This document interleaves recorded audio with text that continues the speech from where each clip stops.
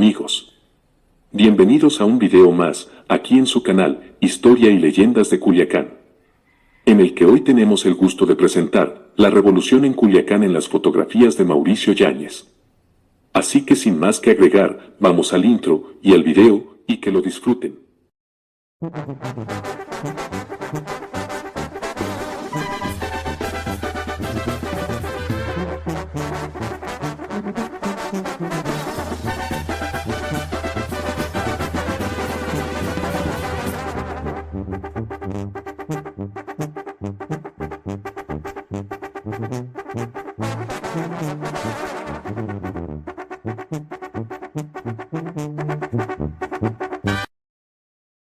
La fotografía no solo es un testimonio gráfico del instante capturado, sino también un componente activo de la historia, al que se puede dar una lectura profunda para comprender el contexto en el que fue creada. Esto implica, además, comprender la visión del fotógrafo, decidir la composición, el lugar, la perspectiva, el soporte, la técnica, también forma parte de los hechos históricos. El acervo fotográfico de Sinaloa contiene piezas fotográficas que van desde los actos oficiales, construcción de inmuebles y actividades sociales y culturales, hasta retratos de los pobladores, protagonistas, desastres naturales, etc. Cada imagen es una fuente de información que permite a la memoria trascender en el tiempo y entender la historia desde una visión más amplia. Las fotografías son un testigo que respalda la información contenida en el documento, por ejemplo, en expedientes donde solicitan ayuda al gobierno por un desastre natural. Adjuntan fotografías de los daños que provocó en las viviendas y de las personas afectadas dando autenticidad al texto. Pero también existen fotografías descontextualizadas, es decir, que no acompañan a ningún expediente, que son por sí mismas memorias del pasado. Claro que algunas requieren de un proceso de identificación porque no cuentan con información específica que puede ser de utilidad como el año, lugar y situación en que se realizó la imagen. En Culiacán, desde finales del siglo XIX, contamos con bellas e históricas tomas de los diversos acontecimientos locales, gracias a grandes fotógrafos de aquella época como lo fueron Alejandro Zazueta, Mauricio Yáñez y Albert William Lown. De ellos, hoy hablaremos de Mauricio Yáñez y su producción fotográfica de la revolución en Culiacán entre los años de 1911 y 1912, por ser a nuestro parecer, el más prolijo en imágenes de esa gesta sinaloense. Pero primero veamos quién fue Mauricio Yáñez Yáñez. Poco se sabe sobre los primeros años de vida de Yáñez, pero sí se sabe que nació el 23 de septiembre de 1881, en Yahualica, Jalisco, pueblo ubicado a unos 127 kilómetros al noreste de Guadalajara. Fue hijo de Leónides Yáñez y Tomasa Yáñez. Desde joven adquirió interés por la fotografía y se dice que él mismo construyó su propia cámara usando un manual, posiblemente fue una cámara estenopeica, y con dicha cámara retrató a un titipuchal de raza de su pueblo, bodas, bautizos, perros, en fin, y bueno. Ya con cámara nueva que compró gracias a lo obtenido con sus imágenes pioneras se fue a Guadalajara para trabajar como ayudante y aprender bien el arte con el fotógrafo Ignacio Gómez Gallardo, quien abrió un estudio en 1894, y que se hizo conocido por sus retratos de estudio de la élite tapatía. Después de trabajar con Gómez Gallardo por un periodo de tiempo desconocido, Yáñez se vino a Culiacán que, a pesar de ser la capital de Sinaloa, su población era de solo 13.527 habitantes. La primera mención de Yáñez encontrada en forma impresa fue en octubre de 1907, cuando se informó que él y dos artistas estaban organizando una exposición de pinturas, acuarelas, dibujos y fotografías, que se abriría al público en diciembre. No sorprende que Yáñez asociara su trabajo con los pintores, ya que los primeros fotógrafos comerciales a menudo se veían a sí mismos como artistas y comúnmente se basaban en las convenciones de retratos del siglo XIX empleando pilares griegos, muebles pintorescos, cortinas y tapices tejidos con escenas pastorales como telón de fondo entre una variedad de otros accesorios, para escenificar sus fotografías. En 1908 Yáñez se asoció con Alejandro Zazueta y abrió un estudio de fotografía en calle Rosales 64 Poniente, que entonces era la calle principal de Culiacán. Alejandro Zazueta anteriormente estuvo asociado con sus hermanos a una mercería que dirigía Amado, el mayor de ellos.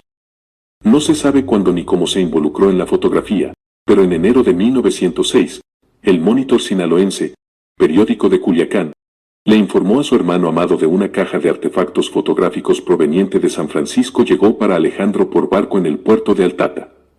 Entonces tomarse una fotografía era todo un lujo que no todos podían darse, y los que, si podían, se tomaban una y listo, por lo cual, el negocio no marchaba ni medianamente bien. Para septiembre de 1908, según un matasellos, Yáñez y Zazueta comenzaron a producir postales fotográficas para complementar sus ingresos. A diferencia de otros fotógrafos de estudio que producían postales con escenas costumbristas que estarían destinadas principalmente a los turistas, Yáñez y Zazueta se concentraron en temas de interés para la población local. 2/3 de las 111 postales que generaron se enfocan en políticos y eventos políticos, el carnaval anual y asuntos comunitarios. De estos, las personalidades de la política local y los eventos políticos resultaron ser el tema más común, comprendiendo 27% de las postales fotográficas que produjeron. Como ocurre con la mayoría de las asociaciones de estudio, la de Yáñez y Zazueta no perduró. Las últimas postales fotográficas firmadas conjuntamente fueron tomadas en el centenario de 1910. Se desconocen los motivos de la separación, pero Zazueta se casó ese año y formó una familia. 2 meses después de la celebración del centenario, la Revolución Mexicana oficialmente inició, aunque los combates no llegaron al distrito de Culiacán sino hasta varios meses después. En cualquier caso, a principios de febrero de 1911 comenzaron a firmar sus postales individualmente. Al disolverse la asociación, Yáñez abrió su propio estudio ahí por la calle Rosales con el nombre de Fotografía M. Yáñez, Casa Amplificadora de Retratos, pintado a mano en letras grandes sobre la fachada superior del estudio. Ya establecido en su nuevo domicilio se concentró en el trabajo de gabinete y la producción de retratos, pero con la llegada de la fase armada de la Revolución, volvió a producir postales. Sin duda influyó la gran demanda de tarjetas postales de líderes federales y rebeldes que participaron en el conflicto, así como escenas de ataque y destrucción que se volvieron muy populares entre consumidores y coleccionistas. Además, las postales de la Revolución también influyeron bastante en el cómo los estadounidenses llegaron a percibir visualmente el conflicto. Un reportero de Los Angeles Times afirmaba que el conocimiento de la Revolución y de sus líderes solo se conocía a través de postales y biografías periodísticas. La experiencia de Yáñez como fotógrafo de estudio y su posterior participación en la producción de postales fueron de gran utilidad con la llegada de la Revolución Mexicana. Si bien, es cierto que muchas de sus fotografías son de calidad artística, también lo es que desarrolló un estilo documental que cruzaba la línea entre artificios y autenticidad, que quizás fue motivado por su deseo de producir postales fotográficas que atrajeran a revistas y periódicos nacionales y regionales. El, digamos, éxito de la serie de postales que produjo durante su sociedad con Zazueta, lo llevó a intentar crear ahora, individualmente, una narrativa visual de las batallas de Culiacán, entre 1911 y 1912. Poco más del 62%, es decir, 88 de 122 de las postales que produjo Yáñez, se centraron en la Revolución Mexicana. Hemos constatado estas postales con su circulación en la prensa, en periódicos como El Correo de la Tarde, editado en Mazatlán, así como en los periódicos y semanarios editados en la Ciudad de México, El Mundo Ilustrado, La Actualidad, La Ilustración Semanal y Revista de Revistas. Inició retratando la acumulación de fuerzas federales y estatales en la ciudad, pero cuando los combates se acercaron a la capital en abril de 1911, también empezó a producir postales fotográficas de los líderes rebeldes y sus tropas. Cabe aclarar que, en lo que respecta al fotógrafo norteamericano Albert W. Long también hacía lo propio, y al igual que Yáñez, no temía acercarse a la escena para retratar a los revolucionarios. A diferencia del resto del país, la revolución en Sinaloa tuvo sus primeras expresiones en el mes de enero de 1911. En Culiacán, personajes locales como Juan M. Banderas, Manuel F. Vega, José María R. Cabanillas, Agustín Beltrán y Ramón F. Iturbe, planearon un levantamiento armado que estallaría el 9 de enero de 1911. Pero al ser descubiertos sus planes de insubordinación, los jefes rebeldes se refugiaron en la Sierra de Durango y allá nombraron como el jefe de guerrillas a Juan M. Banderas. Es miembro del Cuerpo de Policía Rural de la Federación, quien posteriormente fue ascendido al grado de general de brigada por Francisco I. Madero. Mientras la revolución maderista iniciaba en las montañas de Sinaloa, la población en Culiacán aún no advertía la dimensión de los acontecimientos que estaban a punto de presenciar. No obstante, la llegada del 5º Batallón del Ejército Federal, proveniente de Mazatlán e integrado por apenas 150 hombres al mando del mayor Ricardo Morales, llevó a Yáñez a producir su primera postal en el contexto revolucionario. Al parecer dicha postal es la más antigua que se conoce de Yáñez ya de su propio estudio, está fechada el 2 de febrero de 1911. La fotografía muestra a las fuerzas del regimiento en posición de firmes en la calle Rosales durante una revisión de tropas, con un grupo numeroso de hombres y niños curiosos viendo el proceso desde ambos lados de la calle. En ese momento, el gobernador Diego Redo afirmó que no había peligro inminente de un ataque a la ciudad. Sin embargo, debido a informes alarmantes de los alrededores, un grupo de ciudadanos prominentes y funcionarios electos se reunió con el gobernador el 7 de febrero con el fin de organizar una Guardia Nacional en la que pronto se alistaron unos 150 voluntarios. A pesar de las preocupaciones de un posible ataque, la vida en la ciudad continuó como de costumbre. Durante la última semana de febrero, por ejemplo, Yáñez capturó al menos 12 fotografías de festejos carnavalescos, 7 de las cuales fueron publicadas al mes siguiente en El Mundo Ilustrado, periódico de la Ciudad de México a donde Yáñez remitía sus imágenes. También realizó una pintoresca postal de la laguna de Aurora que muestra una balsa de patos en el centro de la foto, con la fábrica azucarera La Aurora al fondo. El 24 de marzo, Juan Banderas con 400 efectivos ocupó el poblado de Badiraguato. Luego, una pequeña banda rebelde se reunió a unos 19 kilómetros de la ciudad y amenazó con tomar la capital por la fuerza. Finalmente, no atacaron el pueblo, que estaba custodiado por unas 250 fuerzas federales y estatales, pero según un corresponsal extranjero de El Paso Herald, enviaron un mensaje para que fuera un fotógrafo y les tomara una fotografía. Hubo algo de emoción en la ciudad ayer cuando se supo que una banda de 50 rebeldes había enviado desde Tepuche para que un fotógrafo saliera y les tomara algunas fotos. Los dos fotógrafos están haciendo un buen negocio con las pocas fotos postales que han conseguido de los líderes rebeldes. Aunque no existe evidencia de que se tratara de Mauricio Yáñez, este fragmento nos permite dimensionar la temprana colaboración de los fotógrafos con los revolucionarios y el interés de estos por ser captados por la lente. Como ocurrió en algún momento de abril cuando tomó una de sus fotografías más icónicas que apareció en la Semana Ilustrada, a finales de mes y fue subtitulada como Cabecilla Ramón F. Iturbe, que anda, hace más de un mes, entre Topia y Tamazula, estado de Durango, acompañado de su Estado Mayor femenino. La fotografía posada fue tomada en una habitación vacía y muestra a Ramón F. Iturbe bien armado vestido formalmente con un traje y sentado entre 4 mujeres que sostienen rifles y, en un caso, una pistola. La postal luego llamó la atención de un corresponsal de El Paso Herald, quien se burló de la afición de Iturbe a ser fotografiado y de las muchas poses bélicas en las que había sido fotografiado solo y en grupo con otros, incluido un grupo de niñas con 6 tiradores y rifles, en verdadero estilo melodramático. Si bien la imagen era una de las 8 fotografías, incluidas en una sesión de 3 páginas que se enfocaba en las victorias federales en Durango y Sinaloa, que se publicaron sin atribución. Varias de las fotografías son conocidas postales de Yáñez. En la postal de Iturbe con su Estado Mayor femenino, Yáñez escribió 2 veces su firma distintiva en el anverso. A mediados de mayo se informó que los habitantes de Culiacán estaban en expectativa de guerra y, como resultado, los líderes militares rápidamente se prepararon para defender la ciudad. Para aliviar las tensiones en el estado y evitar más enfrentamientos, se le pidió al gobernador Redo que renunciara a favor de Manuel Bonilla, quien fue nombrado gobernador provisional de Sinaloa por Madero. Sin embargo, él se negó, por lo que las fuerzas rebeldes continuaron tomando posesión de los pueblos aledaños a la capital, cercándola lentamente. En la madrugada del 30 de mayo, los rebeldes ingresaron a la ciudad y dieron un ultimátum a Redo, advirtiéndole que si no entregaba la ciudad incendiarían las 2 empresas de su familia, la Textil El Coloso y el ingenio azucarero La Aurora. Cuando el gobernador desestimó su demanda, las tropas de Ramón F. Iturbe prendieron fuego a las estructuras, probablemente usaron dinamita para reducirlas a escombros.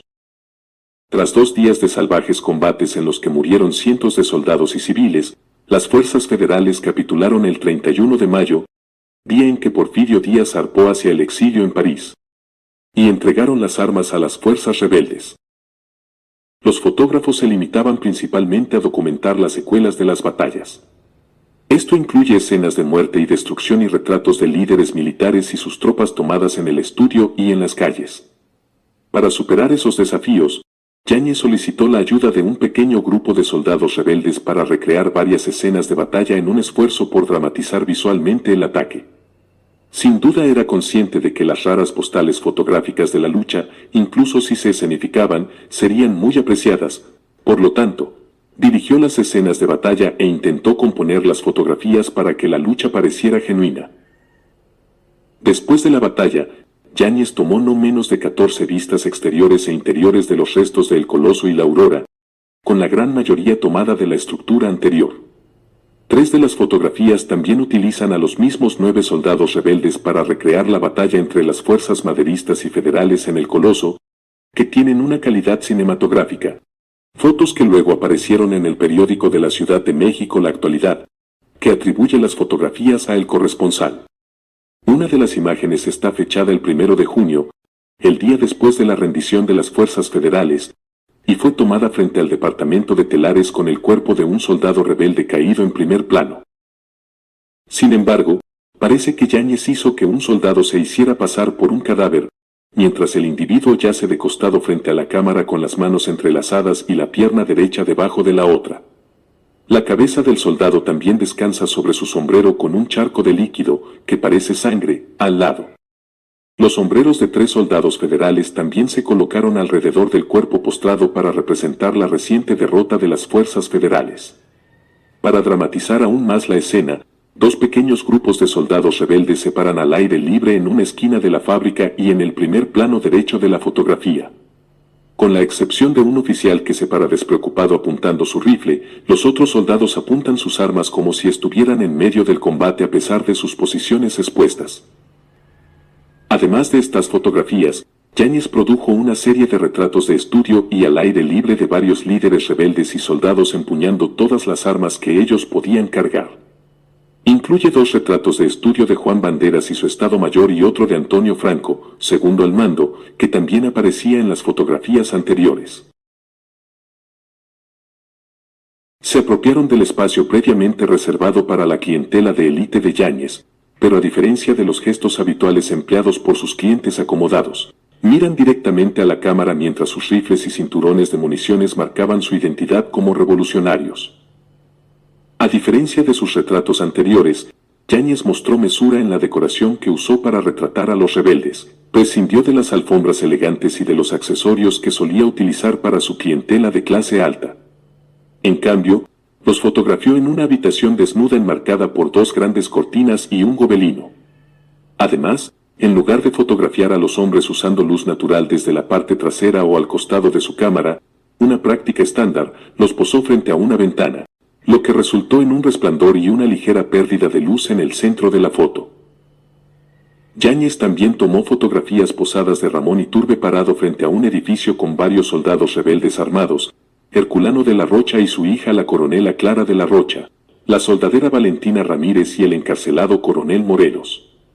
Entre las más conocidas se encuentra la postal fotográfica de la Rocha y su hija Clara posando en una habitación con piso de tierra que contiene la leyenda de Herculano Rocha, jefe que tomó la Casa de Moneda, y su hija Clara. Herculano, que viste sombrero y guaraches, está de pie con los brazos en jarras y un paño que cubre el ojo derecho que perdió en una batalla anterior.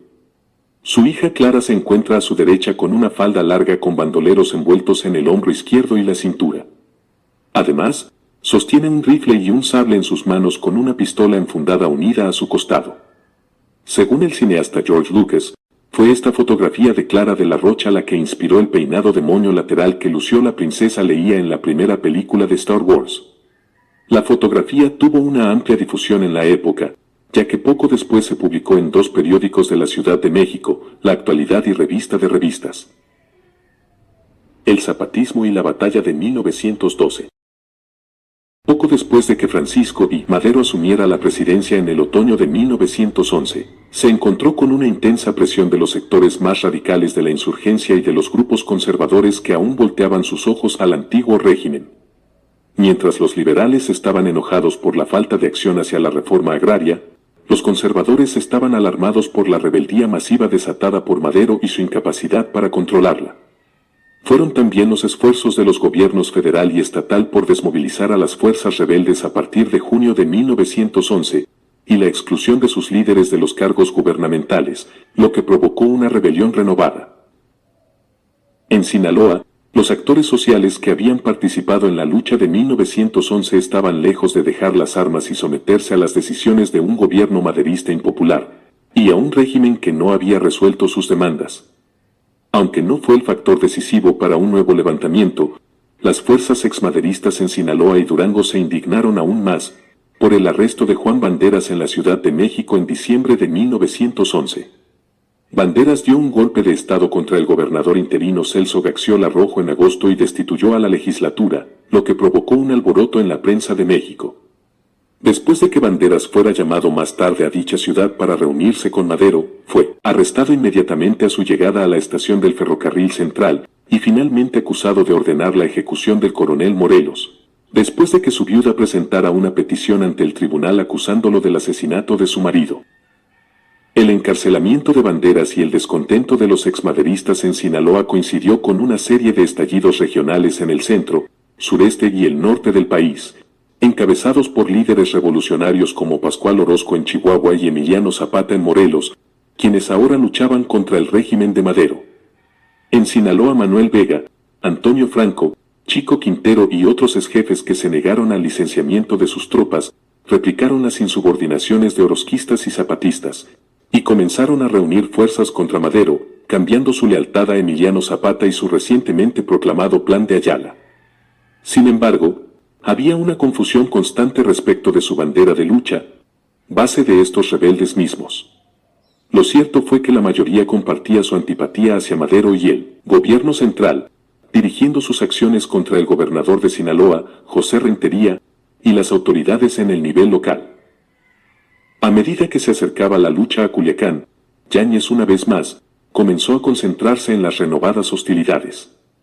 De inmediato inició una nueva serie fotográfica, mientras los rebeldes se preparaban para entrar a la ciudad. A diferencia del año anterior, el fotógrafo también incluyó los términos propiedad o propiedad asegurada en más de las 3/4 partes de las postales que realizó de la batalla de 1912.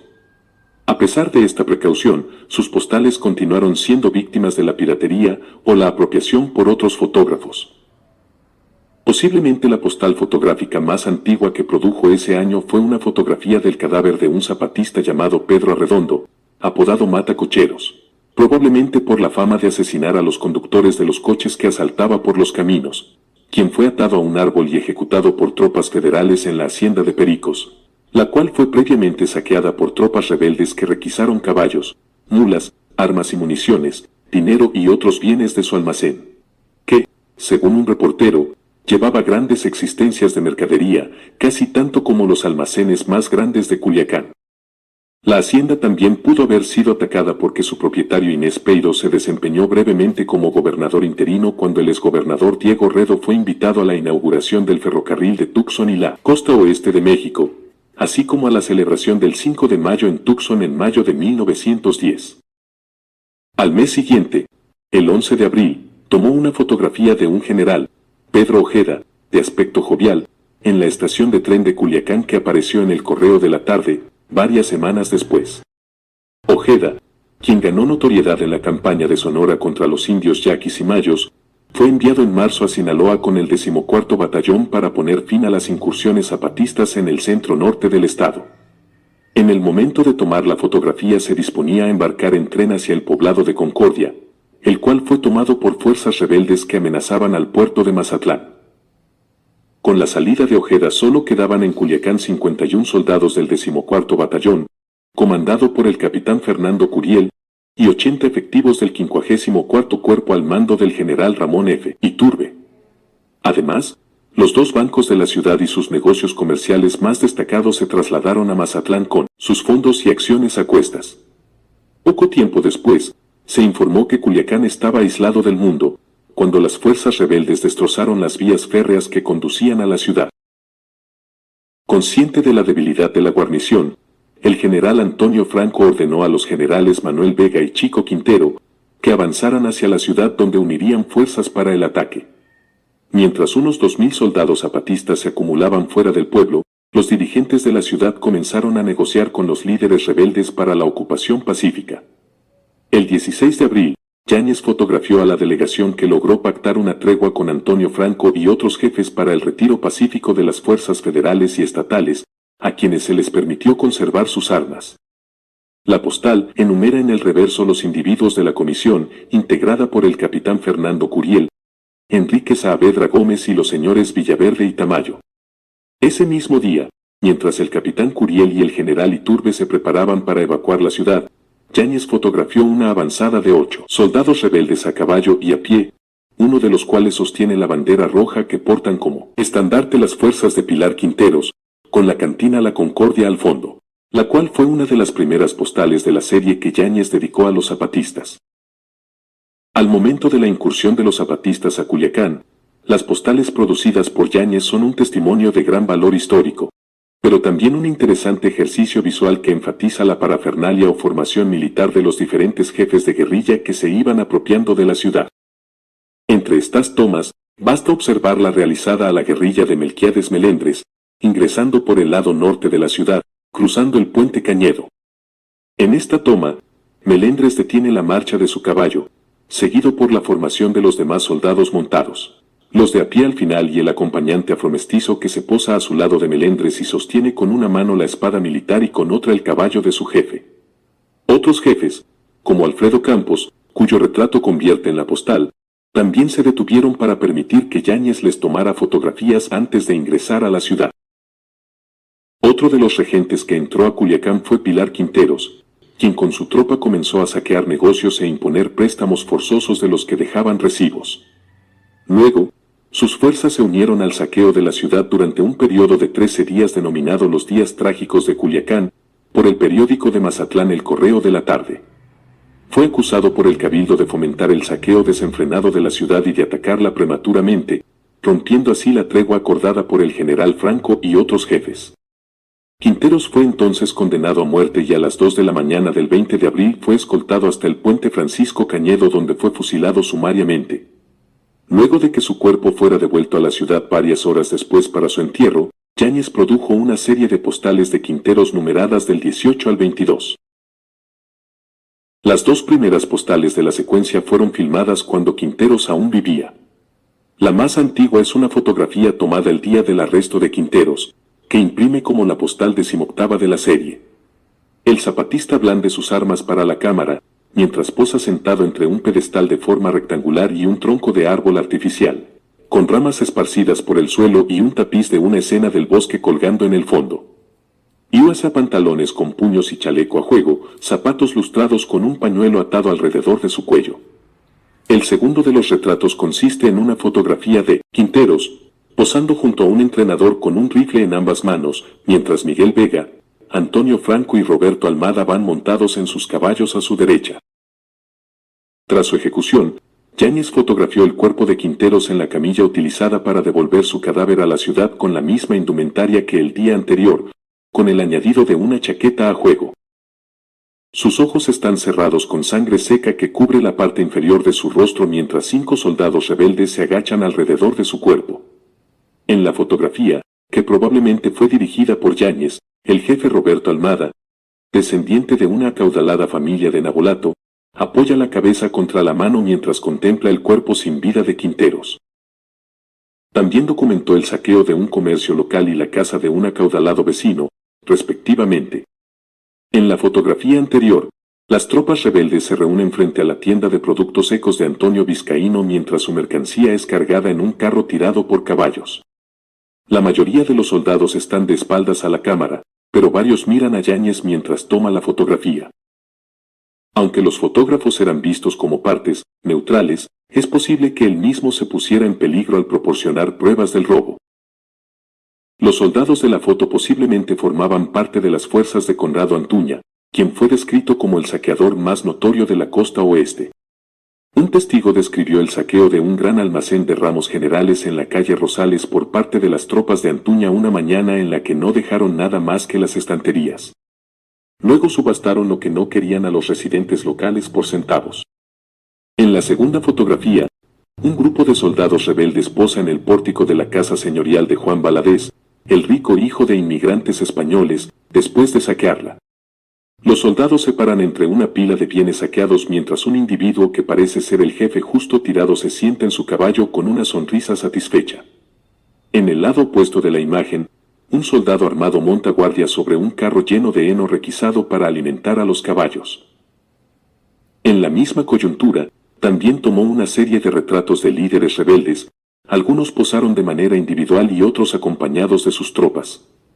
En una nota bastante curiosa, un reportero de El Paso Herald refería la presencia de un fotógrafo local a quien los insurrectos le pagaban con recibos, una especie de vales que sustituían al dinero. Posiblemente dicho fotógrafo era Yáñez, ya que su firma es la única que se conserva en las fotos de los zapatistas. En la nota se indicaba lo siguiente. El fotógrafo local hizo un negocio apresurado. Cada saqueador quería su foto en todos los brazos que pudiera cargar y montado en su caballo favorito y la mayoría le dejó un recibo por las fotos. Cuando una banda posterior le exigió una contribución en efectivo de 100 pesos, entregó los recibos de los saqueadores por esa cantidad. Probablemente Yáñez no estaba preocupado por la falta de pago de su nueva clientela, ya que podría ganar mucho más vendiendo sus imágenes como postales. En contraste con la batalla del año anterior, Yáñez también fotografió una variedad más amplia de jefes rebeldes, todos menos uno, el retrato de estudio de Quinteros. Fueron tomados al aire libre con los insurrectos posando sobre sus caballos. Esto incluye a Antonio Franco, Manuel Vega, Melquiades Meléndez, Roberto Almada, Virginio Núñez, Vicente Ojeda, Pilar Quinteros, Francisco Chico Quintero y Conrado Antuña. Las fotografías de Almada y Antuña también se publicaron en Los Ángeles Express a principios de julio, aunque Yáñez no fue acreditado por las fotografías.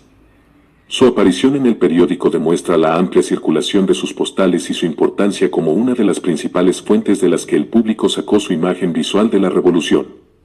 Al menos 3 de las fotografías anteriores también fueron tomadas frente a la galería de Yáñez con el nombre de su estudio parcialmente visible en el fondo. Entre las postales de mayor circulación que produjo en 1912 se encuentra una fotografía de Antonio Franco y su tropa, que se publicó en El Correo de la Tarde, con la leyenda Una fiesta de los revolucionarios en Culiacán. Franco se sienta en el centro de la fotografía entre 2 mujeres jóvenes que usan cinturones de municiones alrededor del hombro derecho. La mujer a su izquierda sonríe tímidamente mientras sostiene un sable en su mano izquierda y estira la otra para tocar el cargador del rifle alzado de Franco, mientras que la niña a su izquierda sostiene el cañón de una carabina, pero no sonríe. 3 hombres en los bordes de la fotografía brindan a la cámara con sus cervezas, mientras un grupo de músicos de banda se para en el fondo sosteniendo sus instrumentos. Debido a la atención que recibió su anterior postal fotográfica de Iturbe con su estado mayor femenina, Yáñez pudo haber reclutado a las 2 jóvenes para que se hicieran pasar por soldaderas. De lo contrario, es poco probable que voluntariamente celebraran con las tropas rebeldes por su cuenta.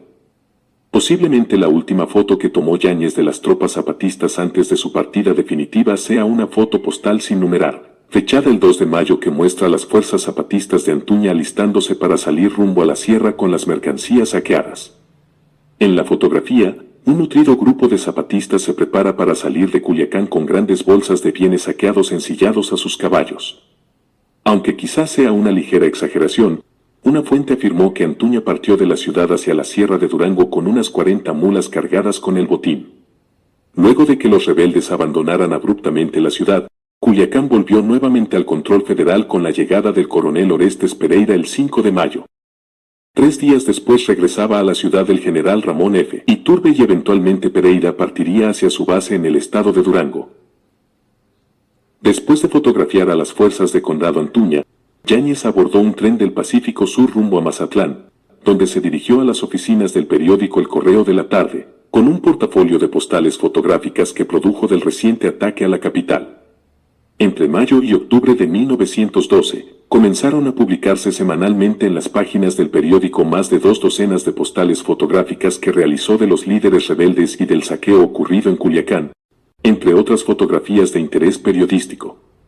También continuó produciendo postales de líderes revolucionarios y sus tropas hasta mediados de mayo. Basado en la ubicación de su estudio, que incluyó debajo de su firma, parece que Yáñez abrió una sucursal en Mazatlán y mudó permanentemente su galería a dicha ciudad en agosto de 1913. Debido a esto, no fotografió el ataque constitucionalista a Culiacán al mando del general Álvaro Obregón que se produjo entre el 12 y el 14 de noviembre, episodio que fue captado por la lente del fotógrafo sonorense Jesús Hermenegildo Avitia, el fotógrafo oficial de la tropa obregonista. De la misma forma, es notorio que tras la partida de Yáñez a Mazatlán y con los triunfos de los constitucionalistas, Alejandro Zazueta, quien se mantuvo lejos de los acontecimientos revolucionarios en Culiacán entre 1911 y 1912, se convirtiera en el principal fotógrafo de esta facción, firmando sus retratos y tomas como a Zazueta. Al establecerse en Mazatlán, Yáñez no tardó en formar una nueva sociedad, ahora con el fotógrafo Guillén, con quien inició la firma Yáñez y Guillén, documentando los enfrentamientos entre tropas constitucionalistas y federales huertistas en el puerto, mismas que también circularon en la prensa y se convirtieron en sendas postales que también viajaron por el mundo visual de su época.